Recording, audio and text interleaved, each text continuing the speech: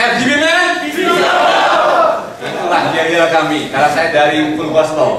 Siapa yang nggak kenal, tolong teman-teman dari Full Gospel berdiri. Yes. Jadi kalau mau tahu Full Gospel itu apa, ke mereka orang. Ya, karena nanti terlalu lama dan panjang. Tapi sebelumnya saya minta Pak Rudi, ada nggak nanti videonya yang 45 menit? Oke, perkenalkan dulu, nama saya Antoni Putirai, saya seorang pengusaha, saya bisnisnya di properti dan juga di mining. Saya sebagai juga pengurus di Full Gospel, Businessman Fellowship International selama sudah 15 tahun, usia saya 50 tahun. Mungkin belum ada, mungkin nggak percaya ya kalau saya 50 tahun, tapi puji Tuhan, itu semua karena Tuhan. Amin. Ya. Kemarin Pak Rudi datang ke rumah, kami ada sharing setiap hari Sabtu tentunya, dan kemarin mau selesai baru dia bilang, bro, boleh nggak besok itu kita bicara tentang lebih ke Chinese Ancient History secara biblical, yang dimana kita akan menjelaskan sebenarnya itu Chinese itu apa sih? Apakah ada urusannya dengan namanya Christian ataupun Kristen? Saya katakan ada. Nanti saya akan jelaskan. Tapi sebelumnya saya minta rehat 4 menit ya untuk videonya karena si Brother Budi udah mau menyampaikan video ini. Terima kasih Pak Kiki. Pak Kiki adalah teman saya yang lama juga. Dia salah satu yang gunting rambut saya yang dulu. Nah, sempat ya Pak? Iya. Ya bro ya. Pada waktu itu saya masih playboy habis ya. Habis. Ya. Oke, yuk kita nyalain dulu lampunya, dimatiin. 11-12.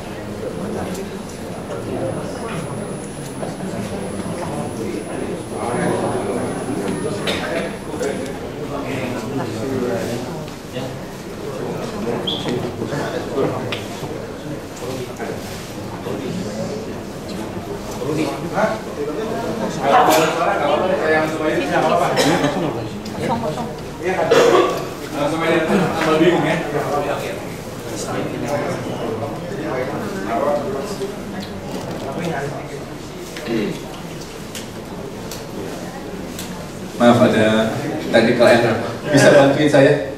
Saya akan menulis. Maklum kalau bahasa Mandarin saya tulisannya sangat jelek karena udah lama sekali. Saya sekolah di Singapura ngambil Mandarin, tapi mudah-mudahan masih ingat. Thank you. Minta ini. Oke, berapa banyak di antara kita yang punya pemikiran bahwa Kristen adalah agamanya orang bule, kan? Nah, karena ini benar-benar perlu sekali saya jabarkan di sini karena ayah saya pun almarhum sebelum dia mengenal Tuhan Yesus dan menerima sebagai Sang Juru Selamat, itu sangat susah untuk saya percayakan dia. Saya mengenal Tuhan sudah tahun 2003 dibaptis. Nah, di sanalah saya mulai menginjili beliau. Namun memang banyak pergumulan bahwa dia adalah seorang yang memang punya kepercayaan ya, leluhur. Jadi sangat susah untuk dipercaya, untuk diyakinkan. Sampai ada kata-kata bilang begini, nah itu kan agama-agama orang bule, ya kan kita beda gitu loh, ya. Itu saya nggak bisa salahkan. Banyak di antara kita mungkin masih tertanam pemikiran seperti itu, benar nggak? Dan kalau nggak apa-apa. Tapi teman-temannya yang dari Chinese itu pasti bicara begitu. Kalau yang ngerti Kristen namanya, itu kalau di film-film Tuhan Yesus kan juga mukanya kebule-bulean gitu ya. Ya ada sedikit-sedikit kayak si Kiki lah. Berada Kiki tapi rambutnya gondrong. Ya bro ya. Nyantai. Saya hari ini kaget juga sebenarnya jujur. Brother Rudi waktu ngajak saya ke sini, saya pikir ngopi-ngopi. Namanya ngopi-ngopi itu kan cuma hanya 5 sampai 15 orang. Gitu kan. Kok tahu-tahu ada 60 bahkan 70 kan? Ya puji Tuhan, haleluya. Enggak apa-apa. Oke, singkat cerita, tahun 2016 sebelum ayah saya dipanggil Tuhan, dia menerima Tuhan Yesus sebagai Sang Juru Selamat.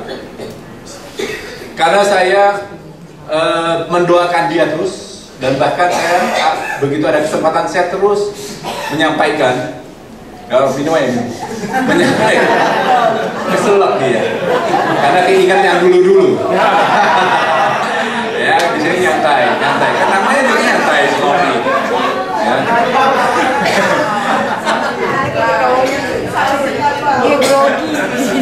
Lupakan yang dulu, Bu. Ingat sekarang. Oke, jadi sangat banyak orang itu tertipu.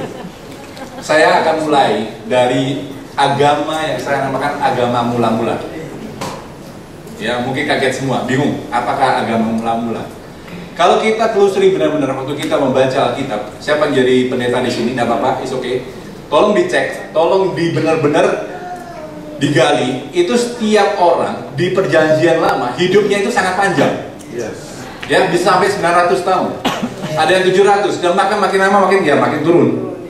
Tapi kalau kita hitung ya Perjanjian Lama dari Abraham sampai ke namanya Tuhan Yesus itu, dan itu sudah berapa? Hampir 4000. Maka sekarang ditambah sekarang udah 2019. Maka sudah 6000. Makanya banyak pendeta-pendeta bicara begini, the second coming atau kedatangan Tuhan Yesus yang kedua sudah dekat sekali. Karena hitungannya, kalau hitungan ya secara teologis, mestinya Tuhan Yesus, Tuhan menciptakan bumi dan langit ini berapa hari? 6. Jadi dia nggak mungkin ketujuhnya dia beristirahat. Itulah seperti itu. Tapi saya nggak ngomong sana, oke? Kita nggak ngomong doktrin. Saya kasih timeline, oke? Sekarang kita kurang lebih ini berapa ya? Ya, ini 4000 ya. Ini kita bilang 0. Jadi ini BC. BC itu sebelum Masehi. Lalu di sini 2019. Ini kurang lebih 2000 tahun. Saya mau tanya dulu sama Bapak dan Ibu saudara di sini. Siapa yang bisa ngasih tahu saya agama Konghucu atau Confucius maupun Buddha maupun yang namanya apa lagi Hindu itu berapa lama yang dulu? Ada yang tahu nggak? Karena ini harus jelas dulu. Kalau kalian orang nggak ngerti histori, kalian orang tidak akan mau membaca Alkitab. Karena pikirnya Alkitab itu cuma hanya cerita dongeng dari orang bule. Tapi kalau kalian orang ngerti ini, kalian orang akan membaca yang namanya Perjanjian Lama. Jadi begini, ini boleh dicek, boleh difoto, boleh dicatat. Jadi antara 5 sampai 6 BC itu adalah Confucius, Konghucu ataupun Buddha dan Hindu di antara sini.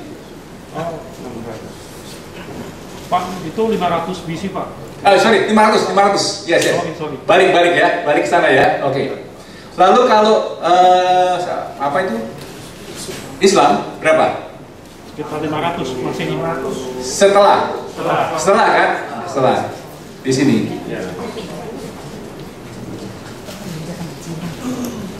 Jadi yang paling tua itu siapa? Konghucu. Nggak apa-apa, it's okay. Beda-beda 100 BC, so what? No big deal. Siapa yang bisa tahu, bisa membedakan di sana? Tapi begini, peradaban China itu kurang lebih berapa? Bisa dicek, itu 2500. Boleh di Google gak apa-apa, saya juga belajar ini cukup lama, ya. Kalau beda-beda cuma 100, ya. 3.500, Pak. 3.500. Berapa? 3.500. Dari kapan? Dari yang senung itu. Karena gini, tulisannya yang paling penting. Tulisan dulu. Karena kalau dari tulisan baru kelihatan Ya, peradaban kan? Nah, oke, gak apa-apa. Oke. Taruh kata 3.500. Taruh kata itu dari mana? Dari sejarah Cina, Pak. Yang nulis siapa? Buku-buku yang sekarang beredar. Kalau di Google coba berapa, lihat. Oke? Kira-kira aja kalau di Google ya. Karena Google itu paling sekarang paling mendekati lah. Oke. Kita bicaranya balik ke sini back then. Sekarang kita mau ngomong Adam dan Hawa ya. Adam dan Hawa. Ini dipercaya sama teman-teman kita di mana? Muslim ya? Yang beautifulnya itu, yang cantiknya itu ya, yang luar biasa. Kita akan bicara hari ini 3 agama besar. Pertama, ya kita sendiri Kristen. Kristen itu ada Katolik ya. Terus ada namanya Buddha. Kita udah lihat di sini. Dia itu 500 sebelum BC dan 500 setelah BC adalah Islam. Dan mereka orang percayakan Adam dan Hawa. Karena keren orang by request si Brother Rudy minta saya jelasin di Chinese Ancient, maka saya akan bukain satu-satu. Saudara familiar nggak dengan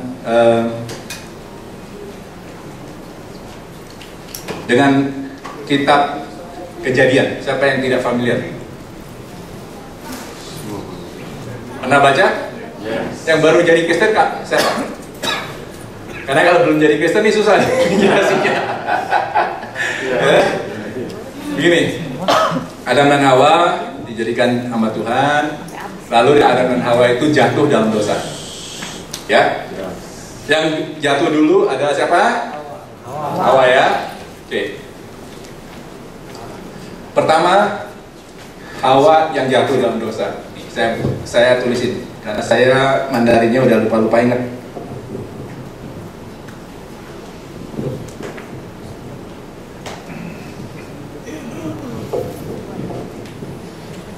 Sorry, biasanya saya pakai ini. Enggak apa-apa, oke. Karena saya hari ini nggak siapin, terlalu mendadak.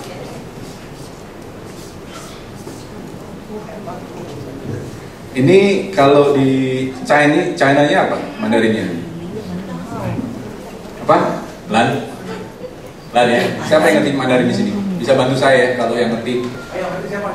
Karena minta maaf, saya Mandarinnya bisa denger, bisa ngomong sedikit, tapi nggak bisa nulis. Cuma saya ini belajar aja, karena saya pengen tahu sebenarnya sejarahnya China itu ada relasinya nggak sama yang namanya Alkitab. Sangat ada, sangat-sangat ada. Ini artinya lan itu adalah greedy. Greedy itu apa? Serakah. Waktu si Hawa dibilangin sama, dibujuk sama setan untuk tidak memakan apa? Buah. Buah apa? Kehidupan? Pengetahuan yang baik. Betul. Nah, kita harus tes juga dong. Yang di sini kan kita sedikit-sedikit pancing-pancing gitu loh. Oke. Lihat, ini yang luar biasanya di tulisan di karakter China itu mendipik itu menggambarkan apa ya kejadiannya, melukiskan. Ya, dia bukan cuma hanya karakter kayak A, B, C, D, tapi dia ada yang namanya mendipik. Dipik itu apa? Yang Inggrisnya dipik, Indonesianya itu menggambarkan ya. Seperti ini. Ini adalah perempuan. Ya, atasnya apa? Tahu nggak? Ini adalah pohon. Dan dia ada 2 pohon. Satu kebetulan? No. Tidak ada kebetulan.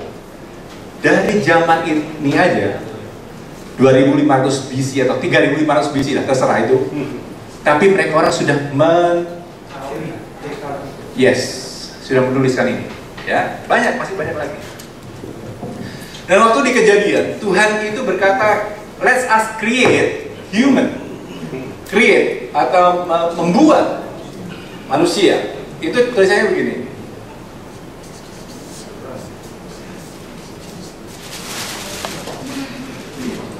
Ada yang bisa ngajarin saya? Karena setiap goresan di Mandarin itu ada artinya. Ya toh? Ya ini harus dalam, tapi saya sendiri juga belajar. Ini adalah true ya, kalau salah di atasnya. Clay itu apa? Tanah. Ya, tanah. Lalu di sini ada mulut. Kau. Ya, kau kan? Mulut kan? Jadi dia berfirman. Berfirman ya. Lalu di sini apa? Ini artinya move. Jadi when you create, something move. Dahsyat. Ya. Lalu waktu Adam dan Hawa memakan buah pengetahuan baik dan buruk, apa yang terjadi? Hah? Bukan, itu dulu, belum itu dulu. Dia baru tahu bahwa dia telanjang. Ya, naked. Oke, telanjang. Ini tulisannya.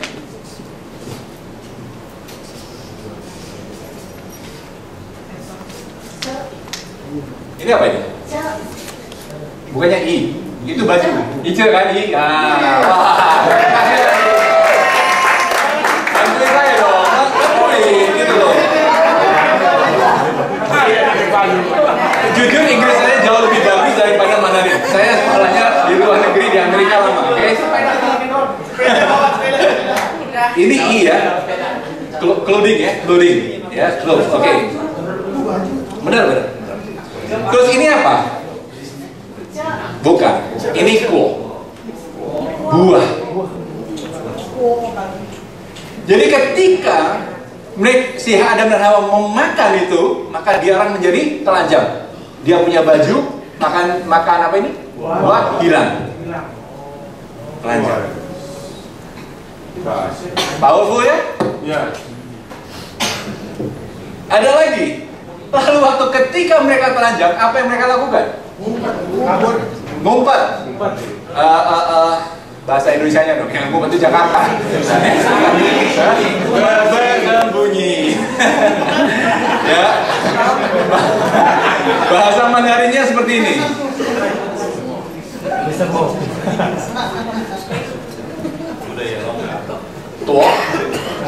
Tua itu bersembunyi. Ya, lalu kita pisahin. Ini apa? Sun. Badan. Ayo. Oke?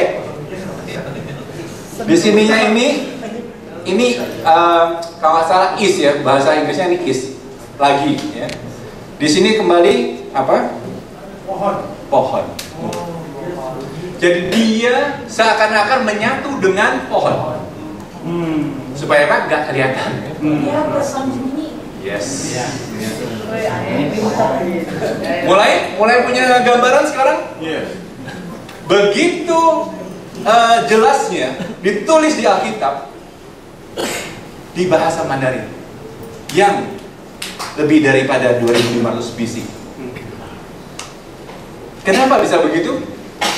Nanti saya jelaskan lagi. Tadi kalau video ya menarik, tapi mungkin lebih menarik saya kalau ngomong. Jadi saya.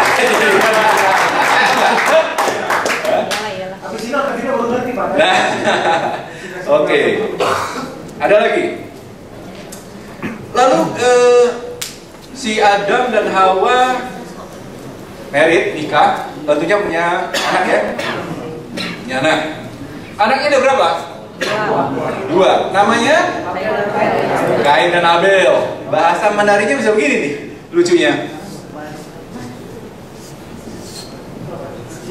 Atasnya ini mulut, ho, ya. Yang di bawah itu dua, o, dua mulut, ya. Lalu ada tercatat pembunuhan yang paling awal, yang paling pertama, ya, murder ya, pembunuhan. Itu tulisannya begini.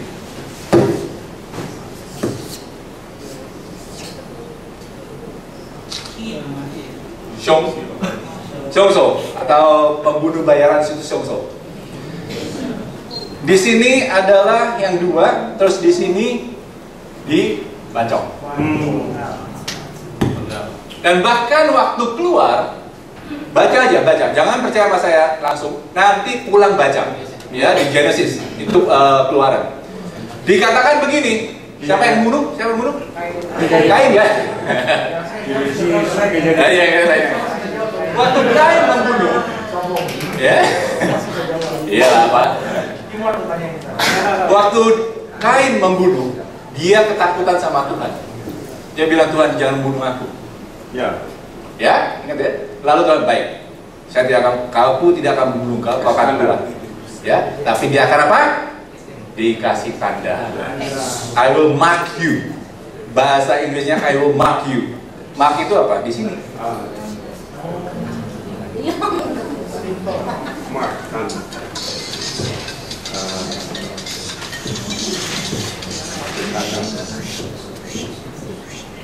Mark.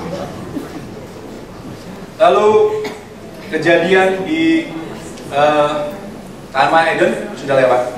Mari kita beranjak yang kejadian the big flood. The big flood itu apa? Air bah. Kalau kita mau tanya sama orang geografis, ya. Ada apa? Gak apa-apa. It's okay. Kalau kita nanya sama orang geologis, ya, kalau kita nanya sama orang siapapun juga, mereka orang akan percaya dengan yang namanya the Great Flood, air bah. Ya, kecuali orang ateis nggak percaya, fine. Kita ngomongnya sekarang orang yang punya agama, yang namanya Islam pun juga agama dong. Oke. Itu kejadiannya Nuh yang luar biasa. Ingat nggak? Dia bikin perahu yang besar. Ya, perahu yang besar ya. Di bahasa Chinese-nya, Mandarinnya. Ini luar biasa. Nggak bisa disangkal. Yang satu adalah Chow, sampan. Ya. Yang ini apa? 8. Yang ini apa? Mulut lagi. Berarti kita hitung. Nuh dan istrinya berapa? 2. Anaknya ada berapa? 3. Berapa? 5 kan? Anaknya punya istri berapa? 3. Berarti total berapa? Yasin.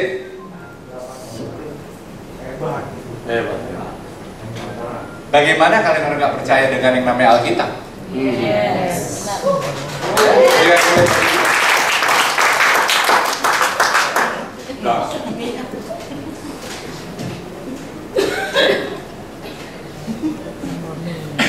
Karena kita menjelang ke Paskah, ini dari si Brother Rudy pesan katanya, pesan kemarin itu sponsornya.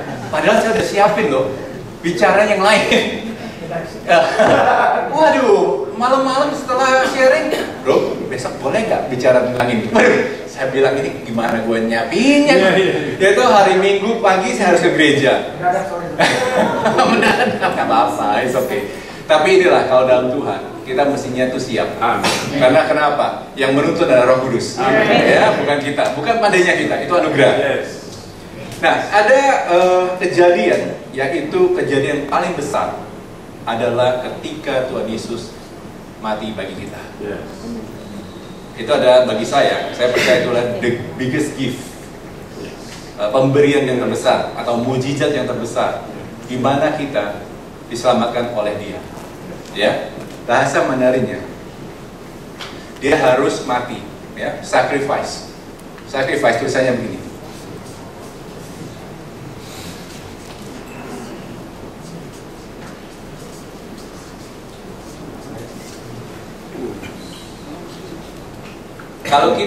Kalau kita baca di Imamat, kitab Imamat, itu sudah diajarkan orang Israel bagaimana membunuh yang namanya korban bakaran. Dan korban bakaran itu biasanya ada apa? New sapi. Di sini ada apa? Yang kambing. Di sini jadi satu ya. Ini saya lupa. Jujur saya lupa. Tapi di sini apa? Tombak. Ini tombak. Sorry. Sacrifice. Kenapa kok di Alkitab dikatakan bahwa Tuhan Yesus adalah domba, anak domba, anak domba Allah? Jadi orang Chinese, ancient Chinese sudah punya prophecy atau apa itu? Profesi itu nubuatan bahwa yang akan menjadi the greatest sacrifice adalah Tuhan Yesus.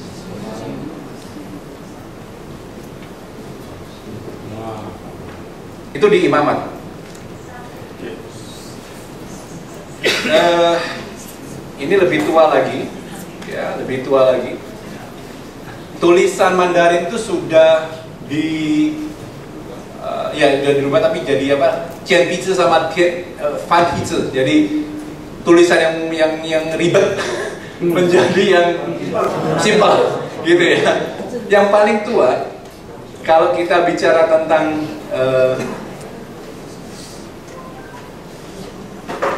ini namanya kalau udah dibunuh itu binatangnya, dimasukin apa ini? Apa ya nih? Panci ya, yang jam dulu apa? Apa? Jam dulu? Bejana yang gede ya? Ini darahnya, ini wejannya, terus ini tungkunya.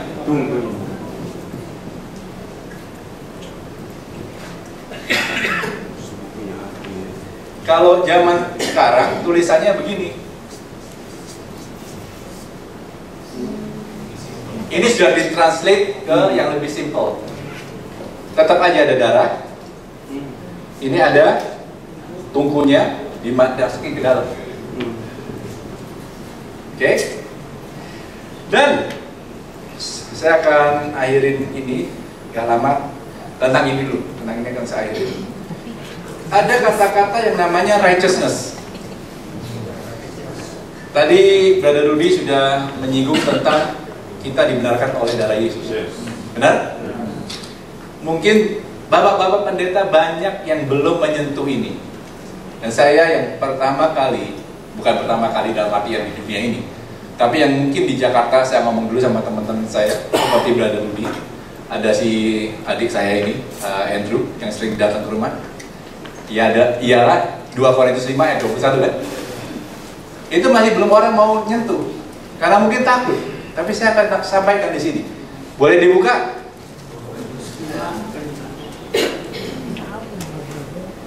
Oke, terima kasih ya. 2 Korintus 5 ayat 21 dikatakan begini. Dia yang tidak mengenal dosa telah dibuatnya menjadi dosa karena siapa? Karena kita. Supaya dalam dia kita dibenarkan oleh Allah. Orang yang nggak pernah berdosa itu siapa? Yesus. Yesus.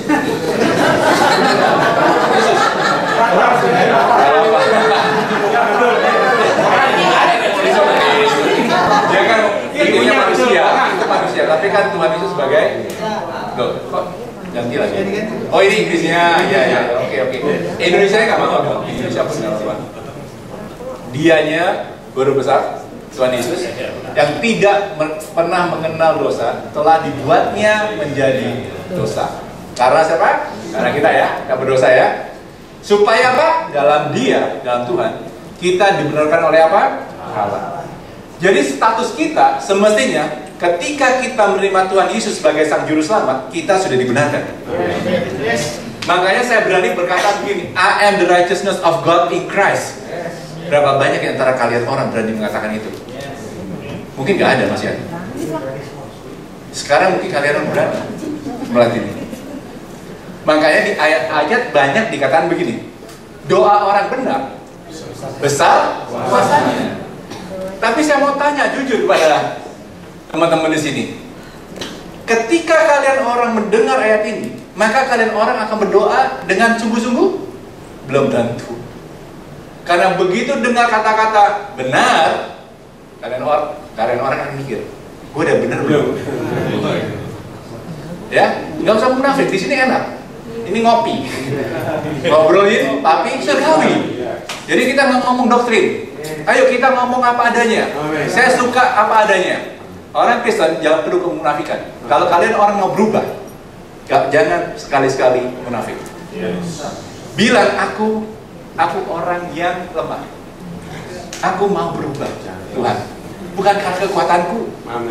Kekuatanku itu sangat kecil.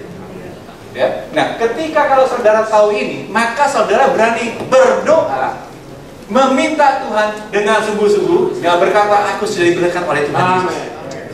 Maka doaku, doa orang benar, besar kuasanya. Bahkan di Alkitab dikatakan begini, aku sudah tua, tapi aku tidak pernah melihat anak orang benar, anak cucu ya, minta orang benar lagi. Gak ada kata-kata orang Kristen. Ya, inilah saya akan buka yang namanya brutal fact, fakta brutal. Ya. Saya mau ngomong apa adanya. Gak usah lagi ditanding aling-aling, ya, kecuali gereja. Ini kan bukan. Jadi saya boleh ngomong gini. Bebas, Pak. Amin.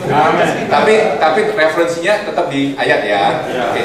Nah, ketika kita tahu posisi kita sebagai orang benar, maka kita berani sekarang datang kepada Bapa di surga. Kita berani sekarang ngobrolin Bapa di surga. Sebelumnya mungkin kadang-kadang nggak berani. Bahkan yang saya sayangkan, begitu banyak anak Tuhan itu mundur dari kekristenannya. Karena kenapa? Dia nggak tahu ini. Dia sudah dibenarkan. Dia didakwa terus sama setan. Ketika dia jatuh, dia bilang, lu ya, lu jauh lagi lu nggak layak lu. Ya toh, doa lu nggak bakal didengar sama Tuhan. Makin kamu orang step back, satu langkah di belakang.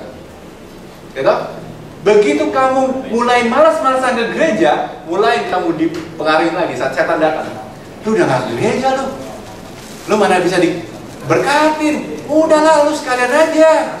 Nggak tanggung, pergi aja ke dugem. Oh ya benar juga ya, gue mundur lagi. Hati-hati. Dia adalah pendakwa.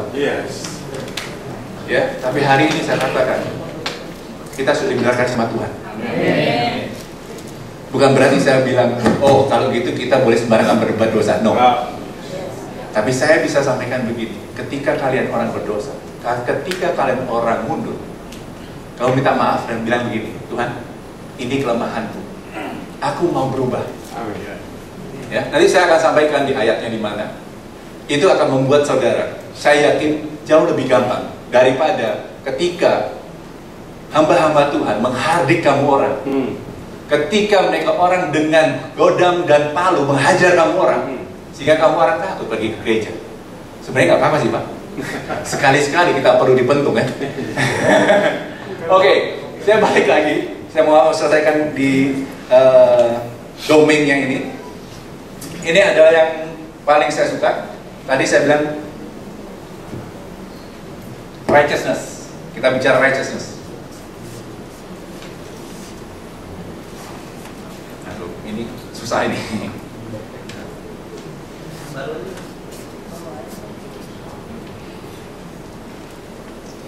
Oke. Ini bahasa Mandarinnya yi atau righteousness, kebenaran yang hanya bisa dikasih sama Tuhan. Ya itu apa? Sekali lagi, ini yang domba. Ya, domba dengan tangan. Ini jelek sih ya. Jadi begini. Ulang ya. Karena ini penting sekali. Ya, ini puncaknya bagi saya.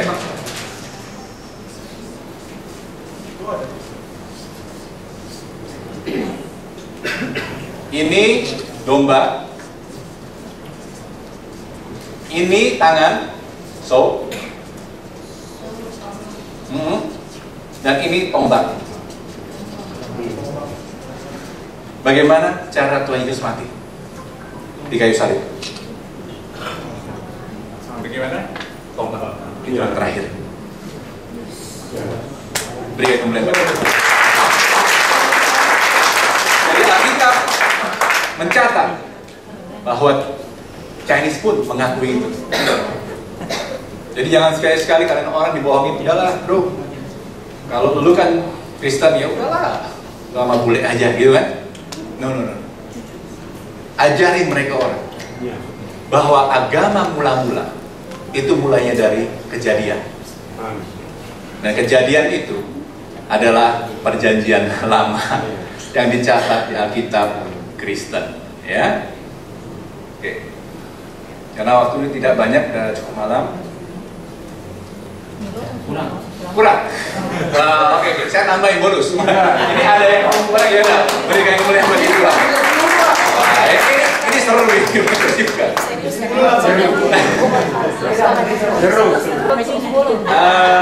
Ada yang dikatakan eternal life. Eternal life itu adalah hidup yang kekal. Benar ya? Yes. Semua agama mengajarkan kita mencari kehidupan yang kekal. Oke. Di Chinese pun itu tertulis ribuan tahun yang lalu Iya. dengan kata-kata Yong eternal. Sekali lagi, ini apa? Domba. Selalu yang dipakai anak domba Allah. Luar biasa dahsyat ya. Nah, tiga ini adalah air yang mencuci, membasuh you punya dosa. Ketika darah domba membasuh dosamu, kamu akan menerima kekekalan. Ya, mungkin gak banyak orang yang tahu ini. Ya, tapi saya bisa bicara ini lebih lagi panjang. But there is no what I want. Tapi saya mau begini. Kita akan buka di Roma 12 ayat 2. Kenapa kita sudah menjadi orang Kristen, tapi tetap aja kita banyak menemukan orang Kristen itu mengecewakan. Ya, kalau orang bisnis sukanya tisani. Apa tuh tisani? Tipu sana tipu sini. Ya, jangan sampai di sini nggak ada, di luar di sana ada. Ya, terus marah-marah, suka marah-marah. Sedikit-sedikit kata-katanya yang keluar kata-kata yang najis. Suami istri nggak mau tunduk sama suami nggak mau mengasihi istri. Mana kekristenan? Tapi saya hari ini akan ngasih sesuatu dan saya berdoa kalian orang bisa berubah. Amin. Di Roma 12 ayat 2 dikatakan begini. Janganlah kamu menjadi serupa dengan dunia ini, tetapi berubahlah oleh pembaharuan budimu, sehingga kamu dapat membedakan manakah kehendak Allah, apa yang baik, yang berkenan kepada Allah, dan yang sempurna. Ini pengajaran ini saya bawa di rumah itu hampir setengah tahun, dan mungkin baru setengah tahun itu mereka orang mendapatkan satu pencerahan yang dapat menghayati. Saya nggak expect kalian orang langsung berubah, tapi saya percaya waktu kalian orang dengar ini, kalian orang mau berubah. Kecuali kalau kalian orang bilang aku nggak apa-apa, aku sudah oke, terserah. Tapi kamu orang tidak akan menjadi anak Tuhan yang maksimal. Dan ketika kalian orang nggak maksimal, maka jangan marah ketika kalian orang punya berkat nggak maksimal. Fair dong? Fair. Kita tuh jadi anak Tuhan harus fair. Ya, udah nggak ke gereja, gitu, udah malas ke gereja, tapi maunya diberkati melulu. Toh, ke full gospel, diajakin teman-teman, nggak mau lah bro, gue mendingan minum-minuman aja. Terus mau diberkatin, padahal KTP-nya KTP Kristen. Mana ada kayak begitu bro? Harus fair. Oke? Ada 3 tahapan. Yang pertama, kalian harus mengerti bahwa kalian harus berubah dulu dan mau berubah supaya tidak seperti apa dunia. Dunia itu penuh dengan apa? Dunia itu adalah lawan dengannya Tuhan, ya kan? Gampangnya gitu aja lah. Ya, yang semua yang tidak baik itu di dunia. Dengki, iri, ya, apa? Benci, dendam, apalagi zina, apalagi? Ya, di sini mungkin nggak ada lah, kalau ekstrim itu. Tapi ketika kamu orang menjadi dengki, iri, fitnah, menyebarkan hoax, ya, yang jelek-jelek, itu kalian orang lagi berada di dunia. Maka kalian perlu yang namanya pembaruan budimu supaya tidak menjadi seperti dunia. Dan itu ada 3 tahapan. Sayang hari ini saya nggak bawa USB karena kemarin pesen pesennya Brother Rudy, saya bilang, oh ya, kalau saya bawa USB nanti nggak connect. Tapi puji Tuhan ketika saya dalam sini, saya berdoa, Tuhan saya harus ngomong apa? Kalau saya ngomong ini doang, ini akan cuma berarti sangat sekali kepada mungkin lebih ke orang-orang Chinese. Ya, tapi kalau ini akan bisa diserap oleh semua orang. Ada 3 tahapan. Pertama adalah yang baik. Oke? Kalau di USB saya, presentasi saya itu ada, saya tulis di sini good. Lalu yang berkenan kepada Allah, better. Dan yang terakhir adalah sempurna. Sempurnanya saya ganti sedikit menjadi apa? Excellent. Nah, kenapa kok saya ganti?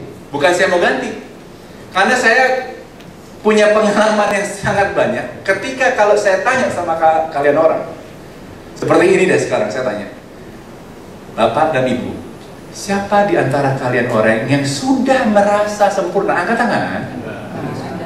Nggak ada. Jadi kalau saya pakai kata-kata sempurna, kalian orang bilang, aduh, jauh lah Pak, saya masih belum sempurna lah. Benar nggak? 1000 alasan yang Anda akan melontarkan ke saya begini, saya masih begitu. Akhirnya apa? Kalian orang tidak mau berubah. Ya, makanya saya bilang tadi saya sedikit modify, good, better, and then excellent. Saya kasih contoh seperti ini. Siapa yang di sini suka nge-gym? Brother Rudy kalau lihat dari bodinya dia suka nge-gym, gitu. Andrew juga ya, ada sedikit, dan gede-gede. Siapa lagi? Nah, ada nggak di fitness kalian orang timbangan, di mana timbangan itu akan menimbang bukan cuma hanya berat badan kamu, tapi menimbang semuanya elemen. Seperti apa? Seperti bone density, seperti water density, seperti fat level, ya, itu semuanya ada sampai metabolic age. Ketika saya menimbang di Fitness First, di saya punya gym, saya dikasih pencerahan sama Tuhan begini. Waktu saya melihat, saya punya fat level itu ada di poor itu jelek, good, sama excellent. Jadi saya bilang, oh ini kan bertahap. Jadi saya mendapatkan sesuatu. Sama dengan kita, manusia itu nggak bisa langsung berubah. Makanya Tuhan selalu mengingatkan begini, jangan taruh yang namanya new wine into an old skin. Ya, anggur baru, janganlah kau masukkan ke kirbat yang lama. Dia akan mengkoyak yang namanya kirbat yang lama. Seperti kita ini, kita sudah masuk di zamannya namanya kasih karunia. Tapi kalian orang masih juga suka di 2 kaki. Iya. Ini bukan kampanye Pak. Kalian orang nggak boleh Pak. harus milih ya. Nah, saya nggak kampanye di sini. Tapi intinya janganlah kalian orang, ketika kalian orang mau menikmati kasih karunia yang diberi secara cuma-cuma sama Tuhan Yesus, ya, kalian orang masih mau di sini ditawar. Seakan-akan untuk apa? Kalian orang memperlihatkan kepada teman-teman kalian adalah agamawi. Yes, gua lebih agamawi, gua lebih, ya, doa 2 jam, 3 jam sehari, berbahasa roh 1 jam. Saya nggak masalah dengan itu, benar-benar nggak ada masalah, bagus. Tapi berapa banyak di antara kita yang namanya WL pun aja berselingkuh? Nggak, di sini nggak ada, bukan ini. Ya, nggak ada. Tapi ini kenyataan. Saya akan menguliti brutal fact. Saya akan suka bicara fakta. Ya, jangan kita munafik lah, udah. Kalau kita mau berubah, terbuka.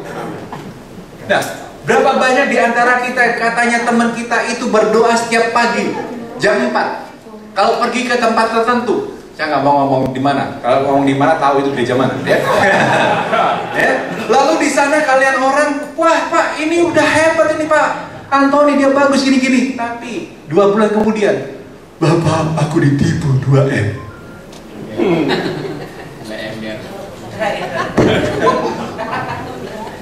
Apa bedanya kalian orang?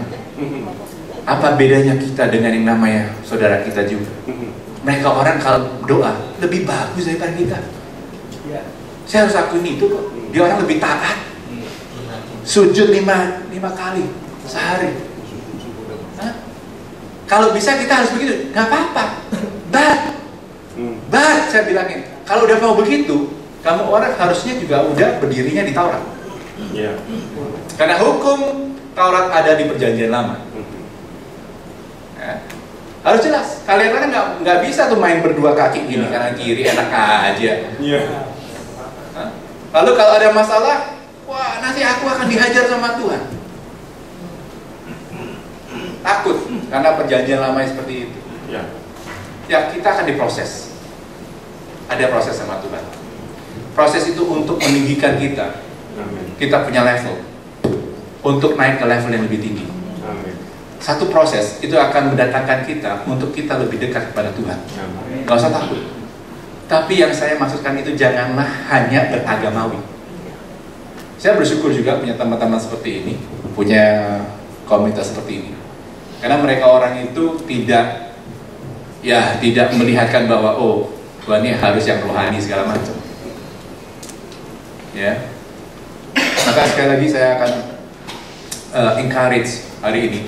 Marilah, kalau kita mau jadi excellent, maka kita harus train ourselves, right? Melatih, train itu melatih. Jadi kalau di gym, kita harus komitmen, melatih diri kita seminggu datang 3 atau 4 kali seminggu, kan? Benar nggak? Kita nggak bisa mau punya otot gede, tapi datangnya seminggu. itu mas ya. Tapi seminggu sekali. Dan makan Pak gini, saya sering ke gym, ngeliatin orang, makanya nggak kurus-kurus gitu ya. Dia ke gym mainnya apa? HP yang dia mainin. Baru disiapin terus Pak. Jadi ini kita nggak boleh. Maksudnya juga jangan bermain-main terus. Kita datang ke acara-acara perkumpulan yang namanya Kristiani itu baik. Karena ada di Matius 6 ayat 36 dikatakan gini, carilah dahulu kerajaan Allah dan semua kebenarannya, maka semua akan ditambahkan. Semua. Tidak ada yang tidak. Persoalannya ketika kita datang ke gereja, kita bicara gereja. Saya sebenarnya bukan orang, maksudnya ini, saya ini bergereja, tapi saya bukan aktif di gereja. Saya aktif di organisasi yang namanya Full Gospel Businessman Fellowship International. Maka gayanya saya bukan gaya pendeta. Maksud saya begini, kalau kamu datang ke gereja, melihat ya banyak sekarang anak-anak kita atau anak muda kesana mainnya HP. Benar? Tolong diingatkan, karena ini adalah main-main, gak pernah serius sama Tuhan. Cuma hanya 2 jam, you gak bisa konsentrasi sama Tuhan. Dan you mau diberkatin?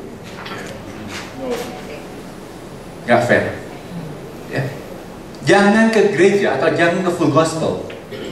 Tentunya kalau Full Gospel karena ada Businessman Fellowship International, orang itu senang ke sana datang untuk mencari Kang Tao. Orang Mandarin, orang Chinese bilang Kang Tao. Kang Tao itu apa? Business opportunities. Boleh-boleh aja. Karena kita perlu berjejaring. Namanya bisnis ya perlu berjejaring. But yang saya ingatkan, hati kamu, sikap kamu waktu ke tempat-tempat seperti itu, cari dulu kerajaannya surga. Itu poinnya. Jangan dibalik. Ketika kamu mencari uangnya, Kang Taunya, kamu akan malah kecewa.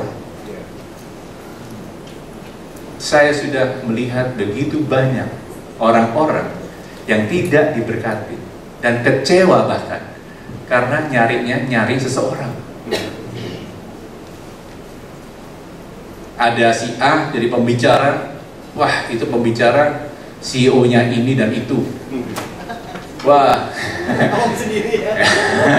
banyak CEO yang bagus kan. Mereka orang datang hanya untuk mau cari Kang Tao.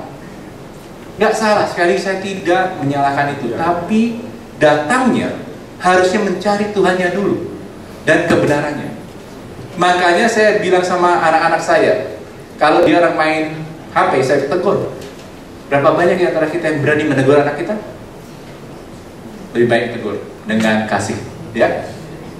Tadi saya mana? Berarti kita sudah masuk ke excellent. Tadinya kita menerima Tuhan Yesus itu sudah baik sekali, keadaanmu sudah baik, good. Sekarang tentunya kamu mau maju dong, better ya, better nih. Better itu seperti apa? Waktu kamu menerima Tuhan Yesus ini baru aja nih, baru dibaptis. Sebelumnya suka ngaco. Kalau satu hari nggak bohong 100 kali nggak enak, ya. Atau kalau satu hari nggak ngomong yang jorok nggak enak, ya. Banyak lah, banyak. Lalu setelah menerima Tuhan Yesus harusnya menjadi better. Tadinya bohong 100 kali satu hari, sekarang cuma hanya sekali, satu hari. Ya saya nggak mau munafik juga langsung, ayo hilangin dong bohongnya. Enggak, ini namanya transformasi. Ada progres yang kamu harus lakukan. Jangan langsung, kenapa ya gue nggak bisa berubah ya? Memang ada kalanya, mungkin dari 1000 cuma 1 orang yang bisa langsung berubah total. Tapi juga kalau orang nggak bisa berubah, jangan kamu orang hakimin dulu. Disinilah tempatnya saya rasa ini bagus. Tarik mereka orang, lu ikut gua, yuk kita sama-sama menjadi baik. Itu bukan langsung dihujat, bukan langsung dihakimi. Nah, setelah 1 hari ini kamu bohongnya cuma sekali, jadi excellent sekali. Mungkin setahun cuma sekali bohong, ya, itu pun terpaksa. Kalau bisa jangan. Paham ya? Gampang. Kalau kalian orang mau praktekkan ini, saya rasa gampang. Tapi ada ayat yang bisa menguatkan itu. Pertama, jadilah baik. Ya, baik, good, lalu menjadi better. Tadinya kamu marah-marah terus, ya, marah-marah sama istri, marah-marah sama anak. Ketika kamu menerima Tuhan Yesus, kamu menjadi better. Kamu tidak marah-marah lagi. Ya, boleh marah, tapi bukan marah-marah. Karena kalau marah-marah orang gila. Ya. Setelah itu kamu jadi excellent. Kamu mengasihi istri kamu. Seperti itu. Saya rasa bisa ya. Ini jauh lebih gampang daripada kalau saya memakai ayat-ayat yang menghantam saudara. Ya, terus pulang jadi kelingan juga gitu. Ya. Oh, thank you. Oke. Ada ayat yang terakhir untuk menguatkan ini. Tolong dicariin brother. Yaitu adalah tadinya dia seorang pencuri, tapi dia berhenti mencuri. Efesus 4 kalau nggak salah. Yang saya nggak tahu, saya bukan pendeta. Filemon Pak, Filemon. Filemon ya? Coba cari dong. Bukain. Nah, Efesus 4 kok. Ayo, baca. Saya baca aja ya. Ini Efesus 4 tentang manusia baru, saya baca aja.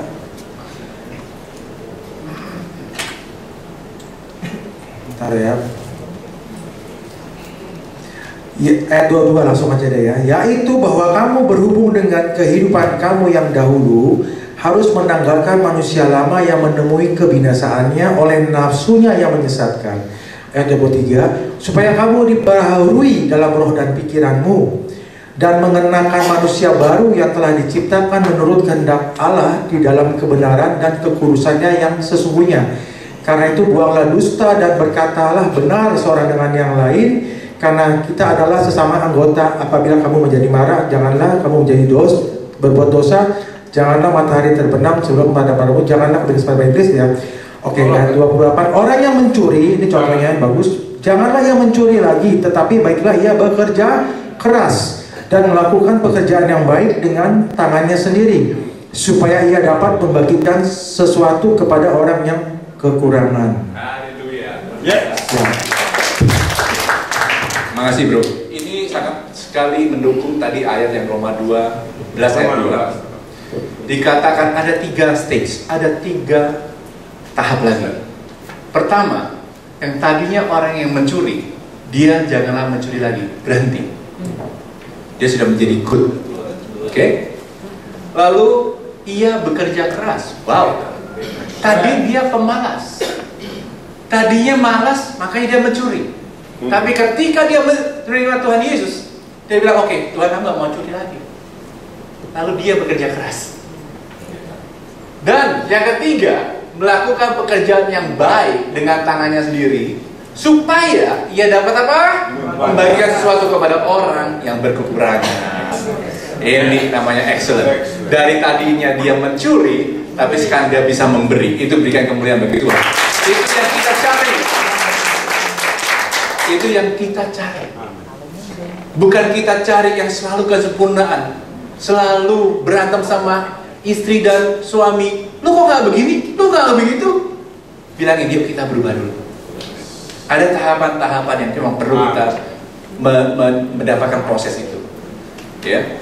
So, saudara-saudara, saya rasa sudah cukup waktunya. Kalau memang dikasih waktu untuk tanya jawab, saya juga senang. Karena saya orang yang lebih suka namanya Q&A. Saya nggak suka yang one way. Ya, sekali lagi saya terima kasih untuk undangan. Mana Pak Kiki?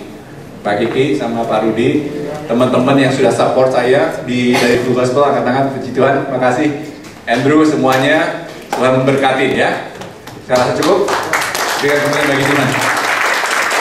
Wow, terima kasih buat teman-teman yang sudah menyaksikan tayangan komunitas kopi ini. Ngopi ini ngobrolin Papi Surgawi, karena kami tahu setiap berita kabar baik itu pasti akan memerdekakan setiap yang mendengar. Karena Tuhan begitu mencintai Anda dan saya tanpa syarat dan menerima kita, mengubah hidup kita. Terima kasih ya, jadi berkat buat Anda dan semua. Oke teman-teman, tolong ya men-subscribe logo di bawah ini supaya komunitas ngopi semakin maju dan memberitakan kabar baik. Thank you. God bless.